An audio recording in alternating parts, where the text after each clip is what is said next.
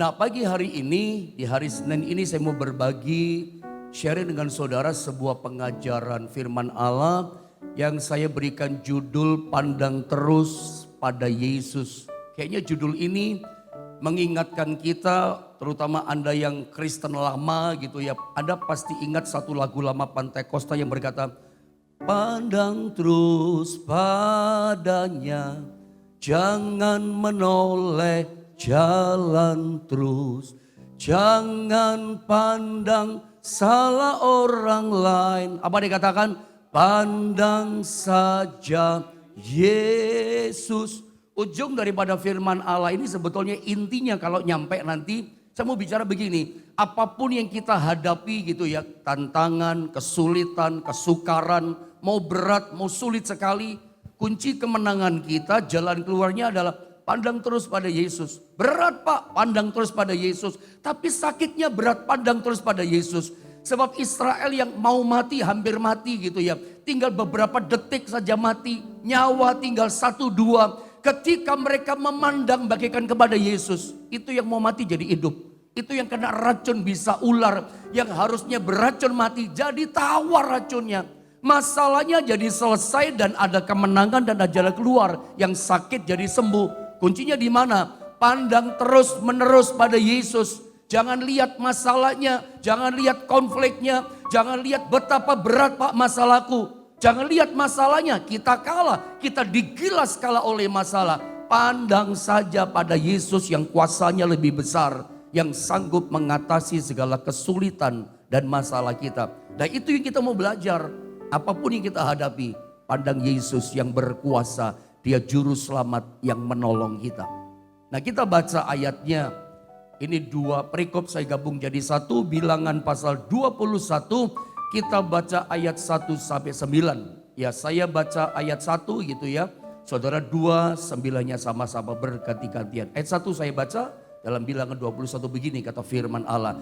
Raja negeri Arad orang Kanaan yang tinggal di tanah Negeb mendengar bahwa Israel datang dari jalan Atarim, lalu ia berperang melawan Israel dan diangkutnya beberapa orang tawanan daripada mereka. Ayat 2 terus.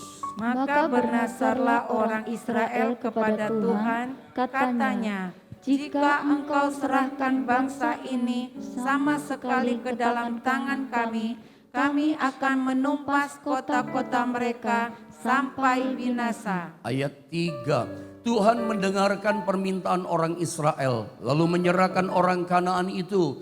Kemudian orang-orang itu dan kota-kotanya ditumpas sampai binasa. Itulah sebabnya tempat itu dinamai Horma. 4. Setelah mereka berangkat dari Gunung Hor, berjalanlah ke arah Laut Teberau untuk mengelilingi tanah Edom. Maka bangsa itu tidak dapat lagi menahan hati di tengah jalan. Ayat 5 ya. Lalu mereka berkata-kata melawan Allah dan Musa. Ada kata melawan Allah dan Musa. Mengapa kamu memimpin kami keluar dari Mesir supaya kami mati di padang gurun ini? Sebab di sini tidak ada roti dan tidak ada air, dan akan makanan hambar ini kami telah muak. Terus 6 saudara. Lalu Tuhan menyuruh ular-ular tedung ke antara bangsa itu yang memagut mereka, sehingga banyak dari orang Israel yang mati. Saya baca ayat 7. Kemudian datanglah bangsa itu mendapatkan Musa dan berkata, kami telah berdosa sebab kami berkata-kata melawan Tuhan, dan engkau berdoalah kepada Tuhan supaya dijauhkannya ular-ular ini daripada kami. Lalu Musa berdoa untuk bangsa itu. 8 terus. Maka berfirmanlah Tuhan kepada Musa, buatlah ular tedung dan taruhlah itu pada sebuah tiang.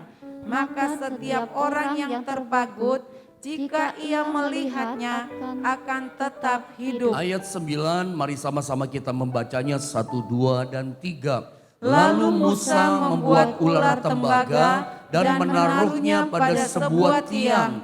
Maka jika seseorang dipagut ular dan ia memandang kepada ular tembaga itu, tetaplah ia hidup. Mari kita mulai dari gambar yang pertama saya tunjukkan sama saudara.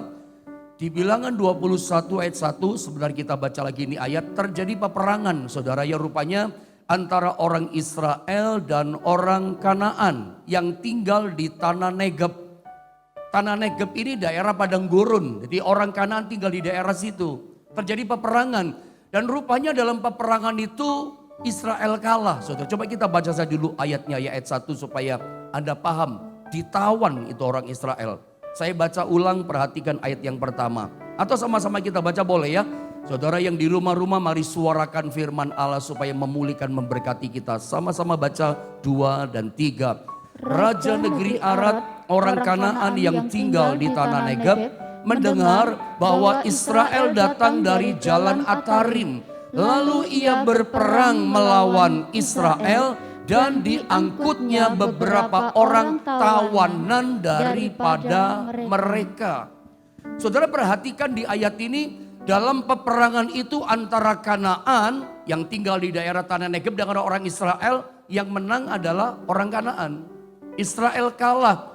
Karena Israel ini kalah perang, umat Allah kalah perang, Alkitab katakan bangsa Israel umat Allah jadi tawanan. Ditawan sama orang Kanaan. Perhatikan garis merah di ayat yang saya kasih tulis tawanan. Ternyata kata tawanan itu dalam bahasa Ibrani disalin dengan kata syabei. Syabei artinya adalah terikat. Jadi orang yang ditawan itu terikat mereka. Kalau saya boleh rohanikan, bukankah dalam kehidupan kita setiap hari seringkali kita juga tak terduga menghadapi yang namanya peperangan-peperangan. Tentu saja yang saya maksudkan yang kita hadapi dalam peperangan kita adalah peperangan rohani. Kita pun orang percaya, orang Kristen menghadapi yang namanya peperangan rohani. Nah, ketika kita kalah dalam peperangan, kita ditawan. Tanpa kita sadar, ada banyak orang Kristen yang hidupnya masih ditawan, tertawan. Kalau Anda ditawan namanya ada orang syabei, orang yang terikat. Adalah sebetulnya orang Kristen yang sudah lama jadi Kristen, tapi masih terikat, macam-macam ikatan. Masih ditawan oleh kuasa iblis, ditawan oleh dosa, terikat macam-macam perkara duniawi. Ada orang Kristen lama ikut Yesus, lama percaya pada Tuhan. Maafkan kalau saya berkata terus terang saudara ya, dia masih terikat sama rokok.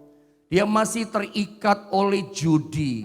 Kristen sudah lama tapi terikat jadi tawanan judi. Terikat sama minum mabok, gak enak pak. Gak minum minuman keras gak enak. Padahal itu jelas-jelas dilarang oleh firman Allah. Itu namanya ada tertawan. Itu namanya ada kalah dalam peperangan rohanimu yang harus engkau menangkan.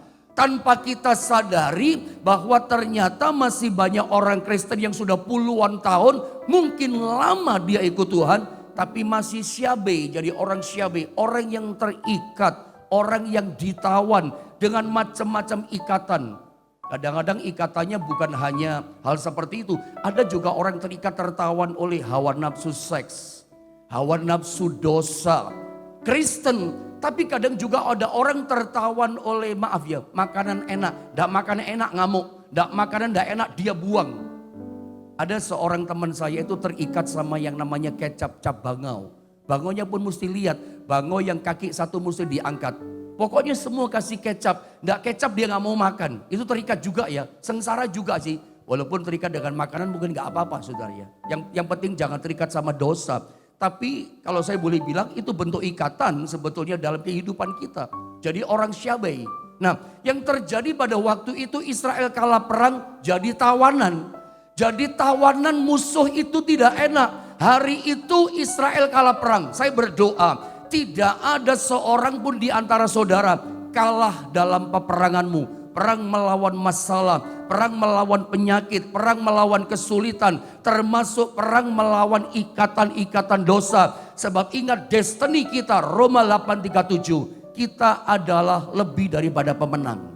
Nanti kita belajar bagaimana kita bisa menang melawan peperangan kita. Nah, apa yang terjadi ketika bangsa Israel mereka kalah dalam peperangan mereka? Lihat ayat yang kedua. Nah, saya ingin sekali lagi kita baca ayat-ayat ini dengan semangat, dengan roh yang bergelora.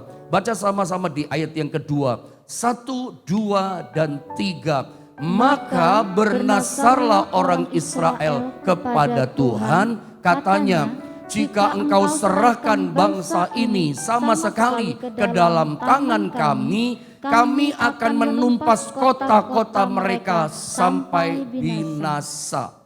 Saya ingin rohanikan kembali ini ayat. Maka bernasarlah. Nanti saya terangkan bernasar ya. Orang Israel kepada Tuhan katanya, jika kau serahkan bangsa ini sama sekali ke dalam tangan kami, kami akan menumpas kota-kota mereka sampai binasa. Ini kalau saya rohanikan, kalau ada orang ada ikatan dosa, jadi tawanan-tawanan hawa nafsu dosa, tawanan-tawanan perkara dunia yang Alkitab katakan stop, Alkitab katakan jangan. Ini saya rohanikan sama dengan kita berkata begini, Tuhan, saya janji sama Tuhan.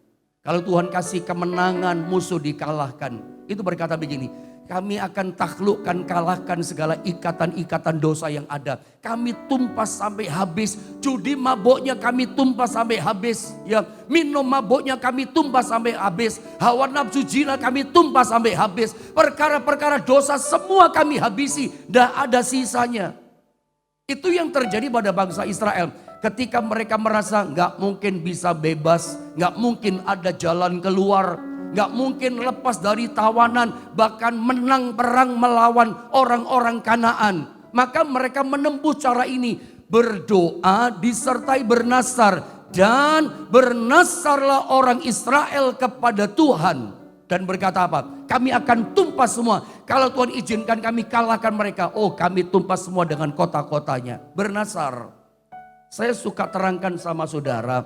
Kalau saudara punya pergumulan persoalan. Saudara minta tolong sama Tuhan. Saudara mungkin usahanya lagi sepi tokomu hari ini. Saudara mungkin mengalami masalah ekonomi keuangan. Atau tubuhmu sedang sakit. Lalu saudara berdoa kepada Tuhan. Langkah pertama adalah kita berdoa. Ada 4 step.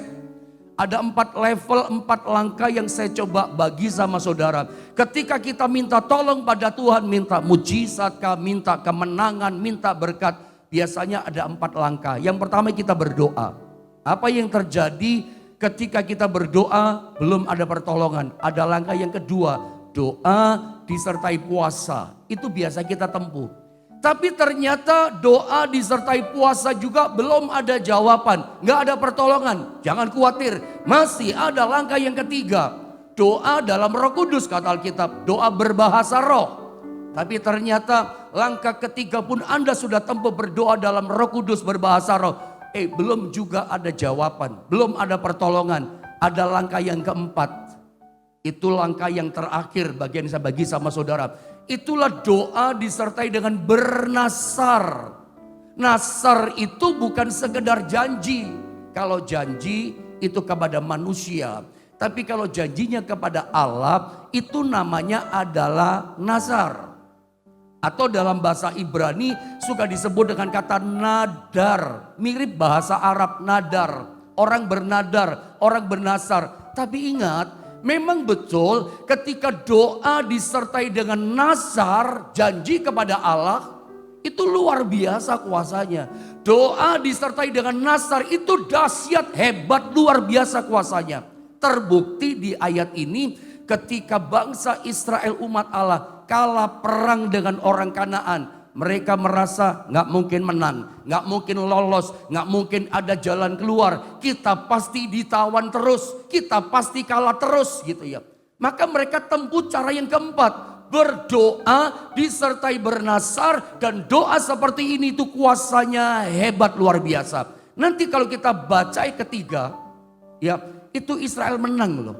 Itu yang namanya bangsa Israel yang ditawan itu ganti menawan. Harusnya kalah, Israel jadi menang. Israel yang Kanaan yang menang, yang menawan, ganti ditawan, bisa terbalik. Itu kuasa doa bernasar. Yang tidak mungkin menang jadi menang. Israel ngalami. Sama dengan Yefta. Ketika dia merasa nggak mungkin menang melawan Bani Amon. Hari itu dia bernasar kepada Tuhan. Hasil nasarnya apa? Hari itu dia perang, dia menang besar. 20 kota dia taklukkan. Saya tunjukkan lagi. Anda ingat di Alkitab 1 Samuel pasal 1. Ada seorang ibu yang bernama Hana. Dia mandul, suka dihina, disepelekan sama madunya bernama Penina. Dia nangis sepanjang tahun. Lalu satu kali dia masuk ke rumah Tuhan. Ada Imam Eli di sana sebagai imam di rumah Allah di Silo. Lalu ibu Hana berdoa kepada Tuhan dan bernasar. Doa disertai nasar itu luar biasa. Dia berkata begini, Tuhan, kalau Tuhan buka kandunganku, Tuhan berikan anak laki-laki kepadaku, aku nasar janji Tuhan. Anak itu seumur hidupnya aku berikan kepada Tuhan jadi nasir Allah. Pisau cukur tidak akan menyentuh kepalanya. Setelah dia amin, tidak berapa lama kemudian dia mengandung. Dia lahir punya anak namanya Samuel. Yang mandul, dibuka kandungannya. Mandul itu mustahil punya anak. Mau pakai bayi tabung, cara ini, cara medis yang modern. Namanya mandul, ya ismandul. Gak bisa diapa-apain. Itu bagaikan mati, gak bisa bangkit, gak bisa hidup. Tetapi yang mustahil jadi gak mustahil. Yang gak mungkin jadi mungkin. Kenapa? Hana menaikkan doa, bukan sekedar doa. Doanya disertai nasar. Saya ulang, doa yang disertai nasar itu luar biasa. Tapi saya mau ingatkan, doa disertai nasar itu ada aturannya, gak bisa seenaknya.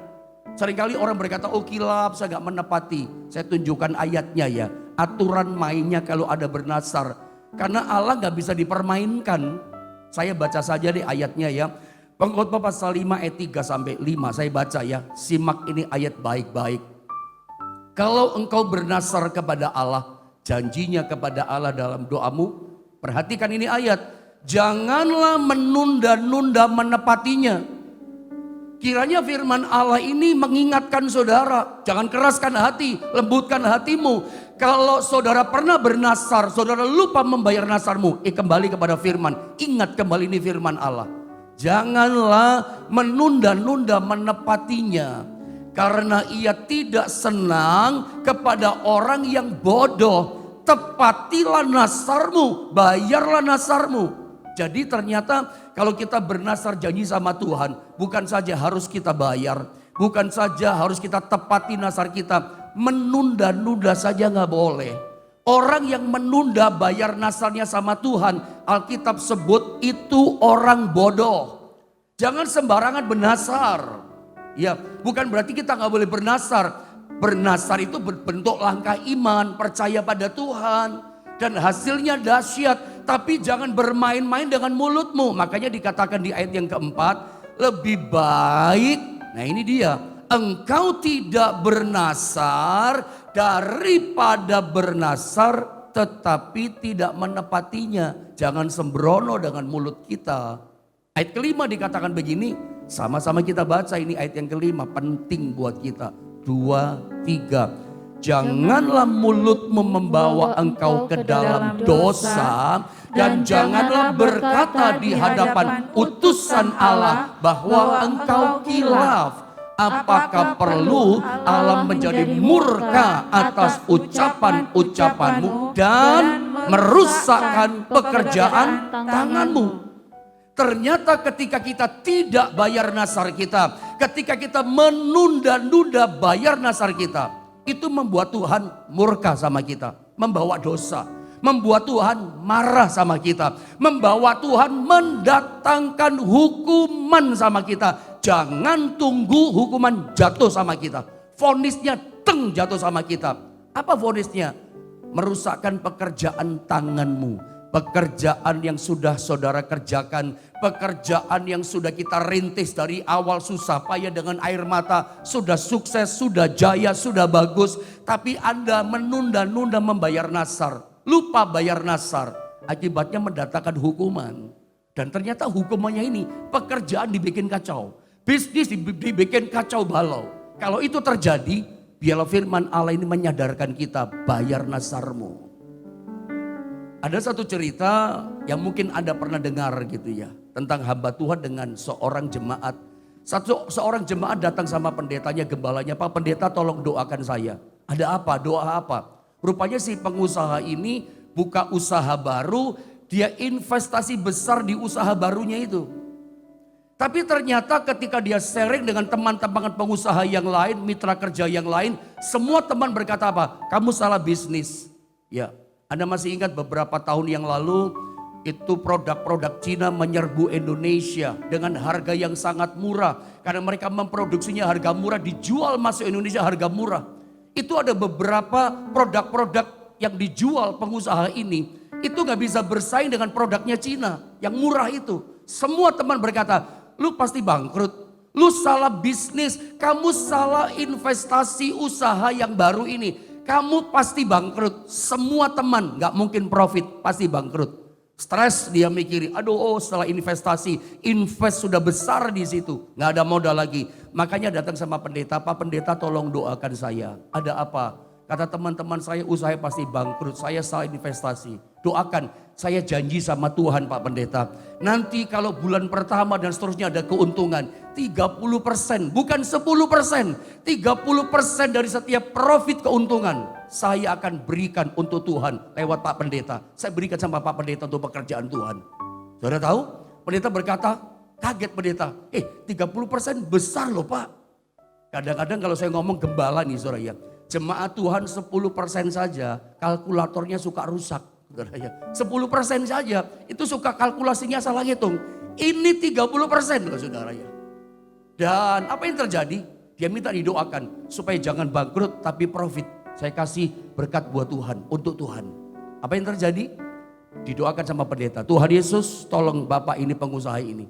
Berkati usahanya, tidak bangkrut tetapi profit. Meskipun orang berpikir akan bangkrut, tapi bagi Tuhan gak ada yang mustahil.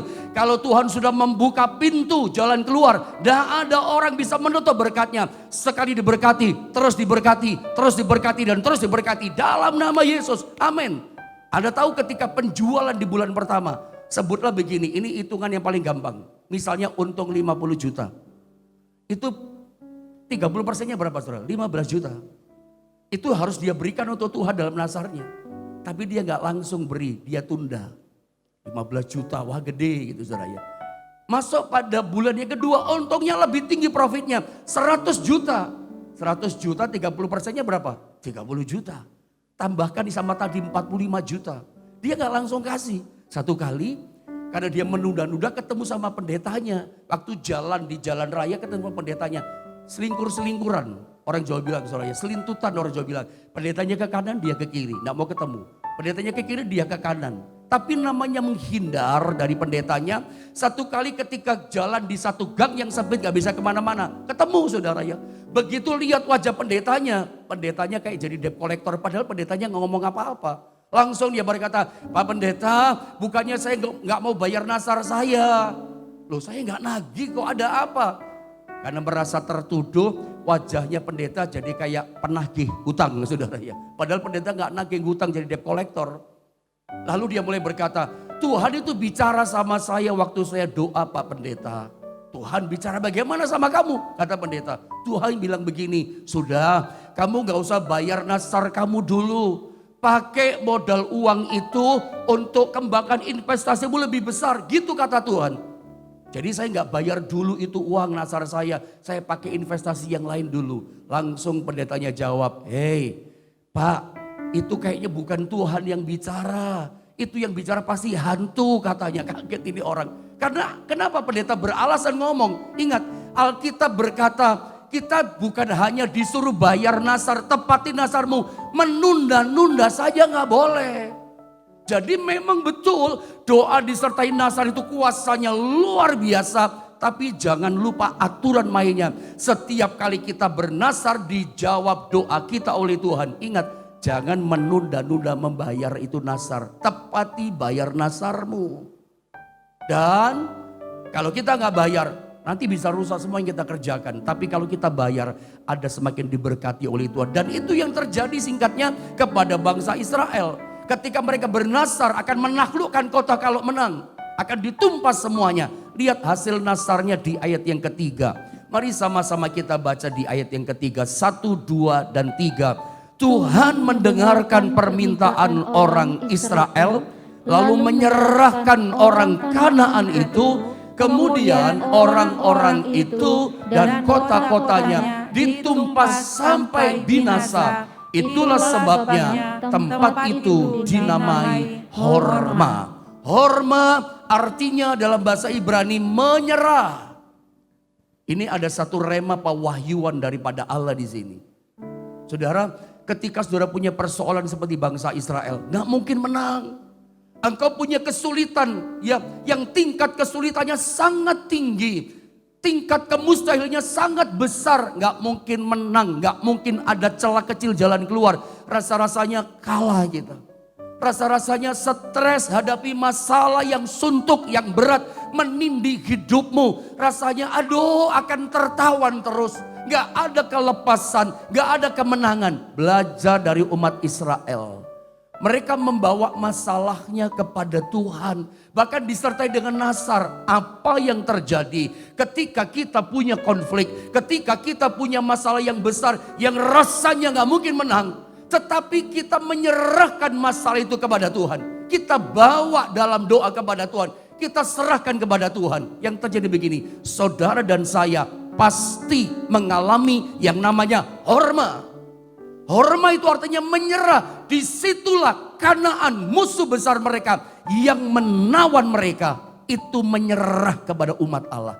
Ini luar biasa. Israel yang ditawan ganti menawan orang Kanaan. Kanaan yang menawan ganti ditawan, terbalik. Yang menang jadi kalah. Israel yang tadinya kalah gak mungkin menang. Jadi keluar sebagai pemenang. Israel itu mengalahkan musuhnya. Kita belajar pagi ini. Kalau saudara punya masalah yang berat. Saya gak tahu seberat apa konflik masalahmu. Tapi lewat firman Allah ini mengajar. Selama saudara setiap hari menyerahkan hidupmu kepada Tuhan. Menyerahkan bawa masalahmu terus menerus kepada Tuhan. Saya percaya masalahmu itu pasti menjadi horma, menyerah kepada saudara. Percayalah dengan iman. Dan sepertinya Bilangan 21 ayat 1 sampai 3, kasusnya udah selesai sampai di sini. Udah menang kan? Musuh udah ditaklukkan. Tetapi perjalanan kehidupan umat Israel seperti kehidupan kita, nggak pernah selesai. Kalau kita lihat masuk di ayat yang keempat, Israel yang baru ditolong sama Tuhan, itu tergoda hatinya ngomel. Kayaknya masalah kita gak berhenti-berhenti ya. Ada musuh dari luar, ada musuh dari dalam. Yang dari luar sudah bisa dikalahkan, ya dari dalam ini pun harus kita taklukkan. Suka menggoda yang namanya bersungut-sungut. Mari kita baca di ayat yang keempat saudara ya. 1, 2, dan 3. Setelah mereka berangkat dari Gunung Hor, terus berjalan ke arah Laut Teberau untuk mengelilingi tanah Edom. Maka bangsa itu tidak dapat lagi menahan hati di tengah jalan. Saya kasih garis merah. Israel gak dapat menahan hati. Kenapa gak tahan hatinya? Tergoda ngomel di tengah jalan. Kata tidak dapat menahan hati itu dari bahasa Ibrani katsar. Artinya meratap, artinya mengeluh, artinya mengomel, artinya marah sama Tuhan. Loh, Tuhan kok dimarahin, Tuhan kok diomelin, Tuhan yang menyelamatkan mereka. Tuhan yang barusan kasih kemenangan, membuat musuh mereka menyerah, bertekuk lutut sama mereka. Kok sekarang Tuhan diomelin, dimarahin? Itu manusia, kadang tergoda kita.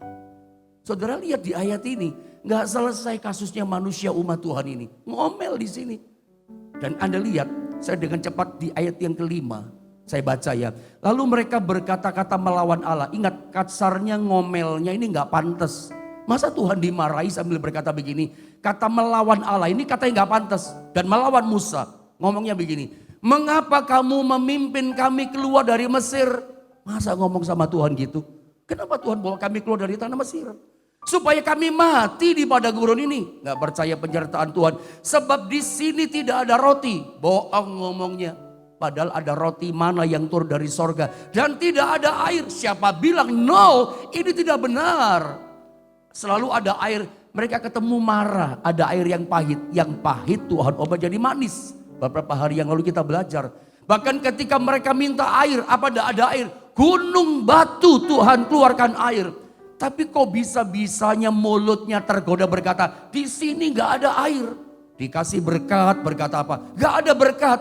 Masa iya engkau ikut Tuhan, percaya kepada Tuhan yang besar dan hidup. Hidup kita gak ada berkat. Ini mengada-ada. Ini pemberontakan kata yang melawan Tuhan. Gak pantas. ngomong kepada Tuhan yang berkuasa seperti itu. Nggak ada air, nggak ada makanan, nggak ada roti. Dan mari sama-sama kita baca di ayat yang ke-6. Ucapkan ini firman, ini penting buat kita. Peringatan buat kita. Dan dikatakan makanan hambar ini kami telah muak sama roti. Dikatakan ayat 6, ini yang terjadi. Ayat 6, 2, 3. Lalu Tuhan menyuruh ular-ular tedung ke antara bangsa itu, yang memagut mereka, sehingga banyak dari orang Israel yang mati. Dipagut sama ular tedung, ular yang paling berbisa yang ada di padang pasir padang gurun. Perhatikan yang saya katakan. Saudara, di padang gurun, lihat kalimat saya ya, di padang gurun itu selalu ada ular tedung. Selalu. Di padang pasir, di padang gurun selalu ada ular tedung. Tapi kenapa dalam perjalanan 40 tahun mereka tidak pernah dipagut sama ular tedung. Nggak digigit patok sama ular tedung. Kena racun nggak pernah. Padahal selalu ada. Tuhan proteksi mereka. Tuhan lindungi mereka dengan sempurna.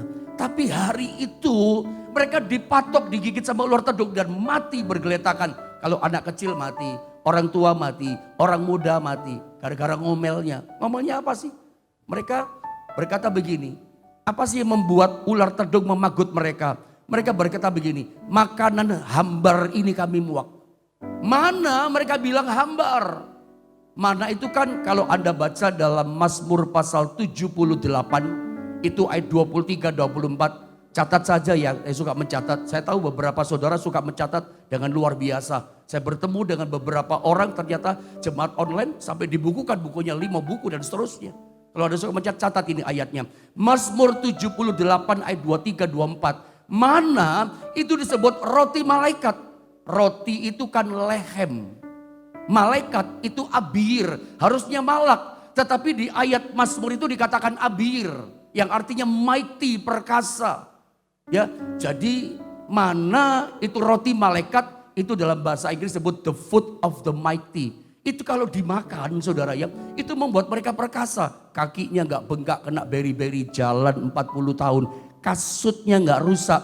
Jubah baju pakai 40 tahun nggak rusak. Karena apa? Makan mana? Nggak masuk akal ya. Yang dimakan mana di tubuh bajunya ikut nggak rusak. Sepatunya nggak rusak. Nggak ada yang bolong, nggak ada yang mangap. Bahkan tubuhnya nggak ada yang sakit. Ingat, di padang gurun nggak ada klinik, nggak ada puskesmas, nggak ada rumah sakit. Tapi tidak ada satupun orang Israel yang sakit. Kenapa? Makan mana? The food of the mighty membuat mereka perkasa, sehat dan kuat. Bayi sehat, kakek, nenek, opa, oma, mangkong sehat semua. Tapi ketika mereka mulai berkata, makanan hambar ini kami ya. Akan makanan ini kami merasa hambar, muak. Kami muak dari kata hambar. Bahasa Inggris pakai kata worthless, tidak berguna. Masa mana mereka bilang tidak berguna. Padahal mana itu nanti dalam perjanjian baru bicara firman Tuhan. Padahal kalau kita baca ayat ini mereka tidak usah ngomel lah. Tidak berkata makanan hambar ini kami bosan. Tidak ada gunanya. Padahal kalau mereka makan terus tiap hari mana. Makan terus mana. Makan firman, makan mana, makan mana. Mereka akan terproteksi dengan sempurna. Gak ada ular tedung gigit mereka. Saya mau kasih tahu, di luar sana di dunia banyak ular tedung yang bisa gigit kita. Tapi kalau ada setiap hari bersekutu dengan Tuhan, makan mana, makan firman, makan firman. Hadapi masalah, kesulitan, bukan ngomel, tetap makan firman. Tetap bersyukur, tetap memuji Tuhan. Anda tetap terpelihara, terproteksi dengan sempurna. Ada penyertaan Tuhan, jangan ngomel. Nah ketika mereka dipagut oleh ular, itu mereka banyak yang mati. Coba lihat ayat yang ke-7. Saya coba mau selesaikan ini ayat. Kemudian datanglah bangsa itu setelah mau tergeletak satu-satu. Istri mati, suami mati, anak mungkin masih hidup atau kebalikannya orang tua masih hidup. Kemudian mereka datang kepada Musa yang udah kembang kempis nafasnya. Mendapatkan Musa hamba Allah dan berkata begini. Kami telah berdosa sebab kami berkata-kata melawan Tuhan dan engkau. Berdoalah kepada Tuhan supaya dijauhkannya ular-ular ini daripada kami. Lalu Musa berdoa untuk bangsa itu. Saya tidak terangkan, udah jelas ini ayat. Minta ampun, bertobat lewat Musa berdoa kepada Tuhan. Apa yang terjadi? Ada jawaban doa kepada Musa, lihat ayat yang ke-8. Sama-sama kita baca 2-3. Maka berfirmanlah Tuhan kepada Musa, buatlah ular tedung dan taruhlah itu pada sebuah tiang maka setiap orang yang terpagut jika ia melihatnya akan tetap hidup. Jawaban Tuhan adalah Musa, supaya mereka yang mau mati nggak mati, yang mau mati tetap hidup. Dirikan di sebuah tiang pancang kayu, ada ular tembaga, ular dibuat dari tembaga, tinggikan di situ, pasang di situ. Setiap orang yang melihatnya akan tetap hidup. Nah, ular tedung ini suka dibahasakan oleh banyak orang dengan Nehustan. Beda dengan Nehustan. Bahasa Ibrani, ular tembaga ini adalah Nehas Hanachoset. Yang Nehustan itu tiruan pada zaman Hizkia. Karena kuasa ular tedung dari tembaga ini luar biasa. Orang mau mati pandang ular jadi hidup. Yang udah 1-2 napasnya, udah mau mati putus napasnya. Itu udah parah sakitnya. Pandang ular ditinggikan itu. Mereka jadi hidup, kuat lagi, seger lagi, perkasa lagi. Memandang itu. Itu namanya adalah Nehas Hanachoset. Tapi suka orang katakan Nehustan, beda loh Nehustan. Nehustan itu tiruan pada zamannya Hizkia. Wah, ini kuasanya dahsyat, bikin ular tiruan tembaga, namanya Nehustan. Memberhalakan jadi ini, itu dihabisi semua sama Hizkia. Ditumpas itu, diberhalakan gitu. Lain. Nah, yang saya mau sampaikan sama saudara adalah ular tembaga itu ternyata dalam Yohanes pasal 3 ayat 14-16 itu adalah bicara Yesus. Saya baca dengan cepat. Dan sama seperti Musa meninggikan ular di padang gurun, demikian juga anak manusia harus ditinggikan supaya setiap orang yang percaya kepadanya beroleh hidup yang kekal dan seterusnya. Ternyata di perjanjian baru buat kita, gereja perjanjian baru, ular tembaga itu yang ditinggikan itu bicara tentang Yesus Kristus. Jadi kalau hari ini saudara punya persoalan, saudara punya masalah, yang harus kita lakukan apa? Memandang. Coba kita tutup dengan ayat yang ke-9. Ayat 9. Terus next ayat 9. Terus 9. Kita baca sama-sama. 2, 3. Lalu Musa membuat ular tembaga dan menaruhnya pada sebuah tiang. Maka jika seseorang dipagut ular dan ia memandang kepada ular tembaga itu, tetaplah ia hidup. Kata memandang dari kata nabat, artinya melihat terus menerus, memandang terus menerus. Jangan pada sekali, gak ada pertolongan lalu berhenti. Pandang terus Tuhan. Hari ini kalau bebanmu berat, rasanya gak mungkin menang. Rasanya mau mati, gak ada jalan keluar. Besar Pak, masalahku berat Pak, beban hidupku. Saya ngerti. Mungkin beban hidupmu berat, tapi firman Allah memberikan kemenangan. Bagaimana caranya? Nabat terus menerus memandang kepada Yesus yang kuasanya dahsyat. Pandang dia, serahkan masalahmu setiap hari kepada dia. Jangan pandang kesulitanmu, jangan pandang kesukaranmu yang berat, pandang Yesus. Kalau kita memandang apa yang di depan mata kita, kesulitan di depan mata kita, kita lemah. Kelihatannya kita kalah, kelihatannya gak ada jalan keluar, kita cuma nangis, kita cuma stres, kita cuma ngomel meratapi diri. Sekarang berubah dari meratapi diri, pandang Yesusmu. Lihat Yesus terus menerus, berharap terus kepada Tuhan. Berharap tanpa henti kepada dia. Sampai kapan pendeta? Sampai engkau yang rasanya mati gak ada pertolongan, jadi hidup. Orang kalau punya masalah kayak mau mati rasanya ya. Stres, kurang gairah. Nanti Anda akan mengalami betul-betul hidup. Betul-betul menang. Hidup itu menang. Ya, tetaplah ia hidup. Itu artinya menang. Sehat, diberkati. Yang sudah kolaps mati ekonominya, hidup lagi. Yang sakit, hidup sehat lagi. Bahkan mungkin dalam keluarga, rasanya suasananya setengah mati, mati suri. Hidup lagi. Kenapa hidup lagi? Terus menerus memandang Tuhan. Pada waktunya mujizat akan dinyatakan. Saya berdoa pertolongan Tuhan nyata atas setiap kita.